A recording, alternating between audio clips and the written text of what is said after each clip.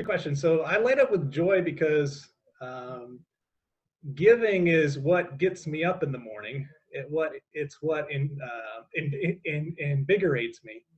I think if I didn't give, life would be a lot more boring.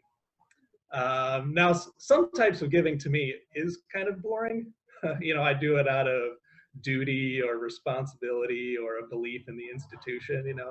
But giving on certain things is what gets me excited.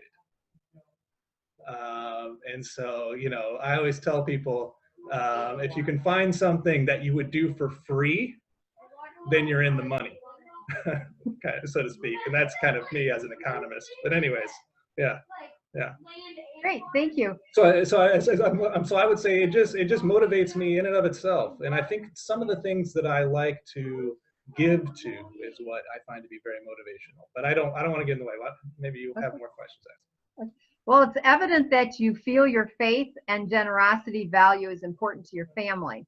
What is the most important lesson you teach your children relative to developing these same values? Sure.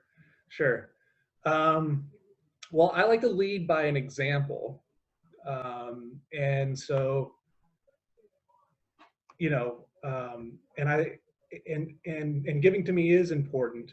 And one of the key things that I want to pass on to my boys is that giving can be inspirational, as I had noted, that it can motivate your life from day to day. It can add meaning. And so I thought I would give an example that I think is very close to my faith and kind of how I grown up. And it's a bit personal, so I hope it's not too much. But what I mean by that is that what's very important to me is to think about a variety of things that Jesus has said. And some of these things I find to be a bit crazy. Like forgiveness, man, that's intense. Who's doing that? But another one that is actually kind of hard to talk about, I think, especially within my family, because we have differing opinions, is the idea that I'd like to give my boys the chance to make a statement when they turn 18 about how they want to serve their country.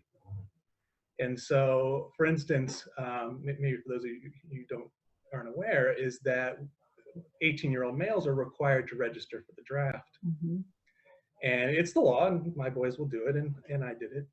But I'd like to give them a gift to get them to think potentially outside the box, creatively, to say something that's maybe a bit radical, to either follow in their grandfather's footsteps, who was drafted in the Vietnam War, and felt like that was his duty, or to take a different perspective, one that is more like mine, who might take a different path that can also be costly, and to say that, no, I object to doing that. I would rather give my time towards peace, not that I still wouldn't serve my country, but that I would do it peacefully.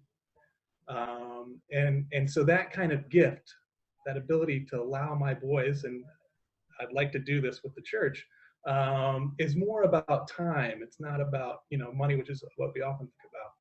And to allow our kids, our boys in this case, mm-hmm. To make a statement of faith, give them that window, that opportunity, one way or the other, because I can see it going both ways, both from my father's perspective and my own. And so that kind of dynamic, radical statement where we can give in a certain way to our boys to kind of open up new possibilities gets me up in the morning. Bryan, that's great. I know that you and Katie both are great inspirations within our congregation and within our church family. And I know that you're looking forward to doing some kind of events relative to peace. And I look forward to that. So thank you so much.